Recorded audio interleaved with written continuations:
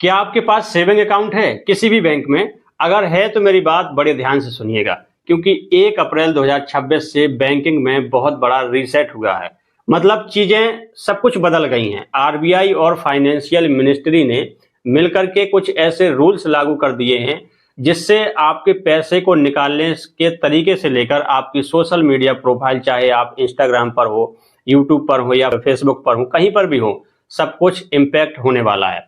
मुझे पता है बहुत सारे लोग पुराने रूल्स के भरोसे ही बैठे होंगे, तो देखिए आप बहुत बुरे फंस सकते हैं अगर आपको ये अपडेट नहीं पता है। जी हाँ, तो इस वीडियो को पूरा देख लो, क्योंकि एक छोटी सी गलती आपको बेवजह के चार्जेस, पेनल्टी और नोटिस तक दिला सकती है। जी हाँ, चलिए शुरुआत करते हैं सबसे बड़े बदलाव। जो पहला बदलाव है, आप लोगों ने देखा होगा आजकल जो एटीएम पर क्यूआर कोड स्कैन करके यूपीआई के जरिए कैश निकाला जा सकता है। हम में से ज्यादातर लोगों को ये लगता है कि यूपीआई से कैश निकालना तो फ्री ही होगा, क्योंकि यूपीआई तो वैसे भी फ्री होता है। लेकिन अब इसमें एक बड़ा बदलाव कर दिया गया है। अब बैंक ने साफ कर दिया है कि एटीएम से कैश निकालना, चाहे आप कार्ड डाल करके कैश निकालो या फिर क्यूआर कोड स्कैन करके यूपीआई के जरिए कैश निकालो, दोनों को एक ही कैटेगरी में गिना जाएगा। मतलब अगर आपके बैंक ने आपको महीने में 5 फ्री एटीएम विड्रॉल दिए हैं, तो अब वो 5 कंबाइन होंगे, यानी कि 3 बार आप एटीएम कार्ड द्वारा एटीएम से कैश निकाल पाएंगे और 2 बार यूपीआई के जरिए आप क्यूआर कोड स्कैन करके कैश निकाल पाएंगे। और दोनों को जोड़ा जाएगा, 3 और 2 यानी 5 ट्रांजैक्शन जो फ्री की लिमिट थी आपकी, वो आपकी खत्म हो जाएगी। अब जब भी आप कोई भी नया पैसा निकालेंगे, मतलब नई ट्रांजैक्शन करेंगे, तो आपकी फ्री की लिमिट खत्म हो चुकी है, तो आपको हर ट्रांजैक्शन पर, हर बार कैश निकालने पर एटीएम से 23 रुपए प्लस जीएसटी चार्ज लगेगा।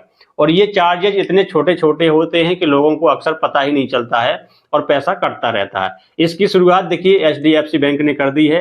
एचडीएफसी ने कंफर्म किया है कि अब यूपीआई बेस्ड जो कैश विड्रॉल भी है, ये मंथली फ्री लिमिट में काउंट होगा। इसलिए अब एटीएम पर जाते समय ये समझ करके जाओ कि यूपीआई भी फ्री नहीं है और ट्रांजैक्शन की गिनती जरूर याद रखो। देखिए जो दूसरा बदलाव है, और ये सच बताऊं तो ये सबसे ज्यादा महत्वपूर्ण है और सबसे ज्यादा लोगों को यही फंसाएगा, क्योंकि 2026 में आपके कैश फ्लो पर बहुत सख्त नजर रखी जाएगी। जी हाँ, अगर आप पूरे साल में सेविंग अकाउंट में 10 लाख रुपए या उससे ज्यादा कैश जमा करते हो या फिर उतना कैश निकालते हो 10 लाख या 10 लाख से अधिक, तो ऑटोमेटिक बैंक द्वारा इनकम टैक्स डिपार्टमेंट को यह जानकारी दे दी जाएगी। जी हाँ, ध्यान रखना, ये जो एक बार में नहीं है ये ट्रांजैक्शन, मतलब एक बार में नहीं, मैं बात कर रहा हूं कि एक बार में इकट्ठा आपने 10 लाख रुपए निकाल लिया कैश में या 10 लाख रुपए कैश में इकट्ठा जमा कर दिया, नहीं।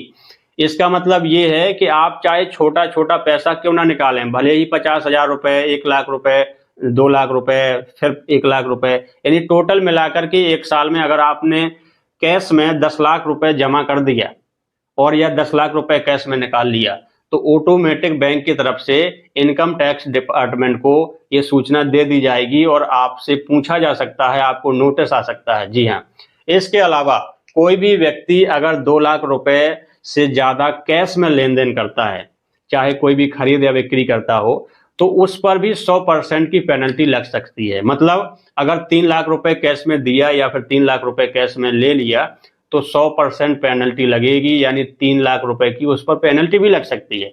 इसके अलावा अगर आप क्रेडिट कार्ड का बिल 1 लाख रुपए से ज्यादा कैश में भर देते हैं, तो सीधा आप पर नजर इनकम टैक्स डिपार्टमेंट की पड़ेगी। यानी देखिए सरकार जो भी कैश के ट्रांजैक्शन हैं उसको डिस्करेज कर रही है।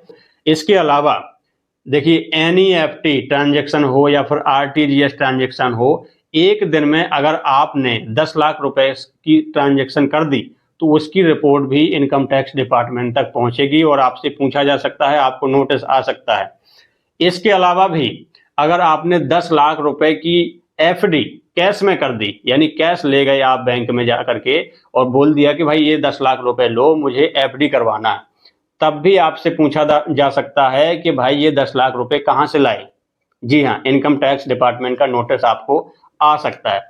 देखिए क्या होता है दोस्तों कि जो भी बड़ी ट्रांजैक्शन है उसका आप प्रूफ रखो। इनकम टैक्स डिपार्टमेंट नोटिस अगर आपको आता है तो इसका मतलब ये नहीं है कि आप गुनहगार हैं। देखिए डिपार्टमेंट का काम है आपसे पूछना, अगर आपके पास उसका जस्टिफिकेशन है कि भाई ये पैसा कहां से आया, आपके पास सोर्स उसका आप बता सकते हैं, तो कोई दिक्कत नहीं है। लेकिन अगर आपके पास कोई जवाब नहीं है कि भाई आपके पास ये जो पैसा आया है ये कहाँ से आया है, तो जवाब नहीं है, तो इसमें आप फिर बुरे फंस जाएंगे। जी हाँ, देखिए इसके अलावा पैन कार्ड के संबंध में भी कुछ नियम बन चुके हैं कि पैन कार्ड का इस्तेमाल हर जगह बहुत जरूरी हो गया है।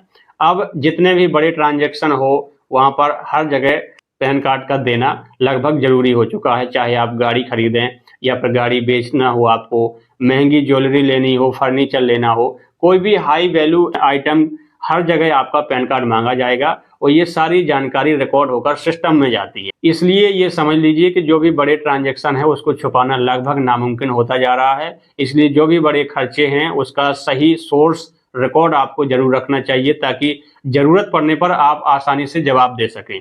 अब तीसरा जो बदलाव है ये डराने वाला है, लेकिन आपको जानना बहुत जरूरी है। अब इनकम टैक्स डिपार्टमेंट के पास ये पावर है कि वो आपके डिजिटल फुटप्रिंट्स को चेक कर सकता है, जिसमें आपका सोशल मीडिया भी शामिल है। अब ये हर छोटे छोटे केस में तो नहीं होगा, लेकिन अगर कहीं मिसमैच दिखता है तो जरूर होगा। मान लीजिए आपने ITR में 15 लाख की इनकम दिखाई है, लेकिन सोशल मीडिया पर आप luxury car, international trip, high and lifestyle दिखा रहे हैं, तो डिपार्टमेंट आपको आपके डेटा को मैच करेगा और आपसे पूछ सकता है कि ये पैसा आपके पास कहां से आया। इसलिए आज के समय में सोशल मीडिया सिर्फ मनोरंजन नहीं रह गया है, ये आपके लिए एक तरह से फाइनेंशियल फुटप्रिंट बन चुका है। इसलिए दिखावे के चक्कर में ऐसी चीजें पोस्ट मत करिएगा जो आपकी असली इनकम से मैच ना करती हो। जी हाँ, अब थोड़ी राहत की बात कर लेते हैं। चौथा जो बदलाव हुआ है ये हुआ है जीरो बैलेंस अकाउंट यानी BSBD अकाउंट वालों के लिए। जीरो बैलेंस अकाउंट वालों के लिए एक अच्छी खबर है। पहले होता क्या था कि जो जीरो बैलेंस अकाउंट वाले लोग हैं, बैंक उनको लो प्रायोरिटी पे रखती थी, यानी कोई भी सर्विस रिस्ट्रिक्ट कर देते थे, मना कर दिया जाता था कि कल आना, अभी लंच हो गया है, लंच टाइम चल रहा था, उनको कोई वैल्यू नहीं दी जाती थी एक्चुअली में।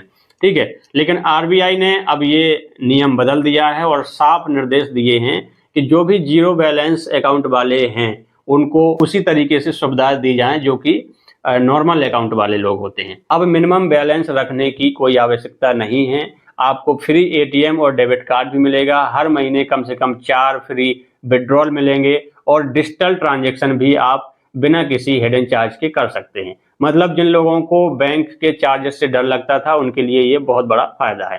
पांचवा जो बदलाव किया गया है ये है यूलिप में इन्वेस्ट करने वालों के लिए। अगर आपका सालाना प्रीमियम 2.5 लाख रुपए से ज्यादा है तो अब ये पहले की तरह टैक्स फ्री नहीं रहेगा। अब ऐसे यूलिप को कैपिटल एसेट माना जाएगा और उस पर इक्विटी फंड की तरह करीब 12.5% long term capital gain tax लगेगा। इसका मतलब ये होगा कि जो लोग यूलिप में टैक्स बचाने के लिए इन्वेस्ट करते थे, यूलिप का इस्तेमाल करते थे, उन्हें अब सोचने की आवश्यकता है। अब जो छठा बदलाव है इसकी बात करते हैं, तो ये बदलाव सेबी की तरफ से हुआ है, RBI की तरफ से नहीं है, लेकिन ये जानना आपके लिए बहुत जरूरी है। खास करके जो फ्यूचर एंड ऑप्शन में ट्रेडिंग करते हैं उनके लिए ये बदलाव किया गया है। अब सरकार ने सिक्योरिटी ट्रांजैक्शन टैक्स यानी कि STT में बड़ा बदलाव कर दिया है। STT टैक्स को और ज्यादा बढ़ा दिया है। इसका सीधा असर ये होगा कि आपकी ट्रेडिंग कॉस्ट बढ़ जाएगी। पहले 10 लाख का फ्यूचर कॉन्ट्रैक्ट बेचा तो आपको STT लगता था लगभग 200 रुपए। अब वही 1 अप्रैल 2026 से उसी ट्रेड पर आपको 500 रुपए लगेगा। मतलब 150% का जंप हो गया है STT में।